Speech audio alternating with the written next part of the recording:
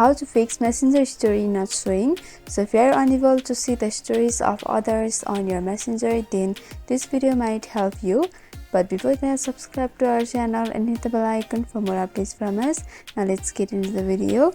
So right now you are at the story section of Messenger, and here I am able to see all of the stories of the person in Messenger. But if you are unable to see that, then you just have to follow these 2 simple steps. As a first step, you need to tap on the 3-bar horizontal line in the left upper corner and simply go for the settings option over here. In this section, you have to scroll to the bottom and go for the privacy and safety. Under which at the bottom there is story control. Simply tap over there, and you have to make sure that you haven't muted the stories of someone.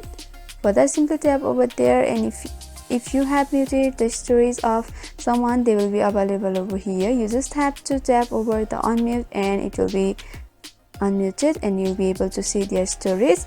And by doing that, you'll be able to fix your problem. But if you are still unable to fix the problem, then you just have to go back and you can open up the apps, and you have to press and hold on Messenger and simply go for app info.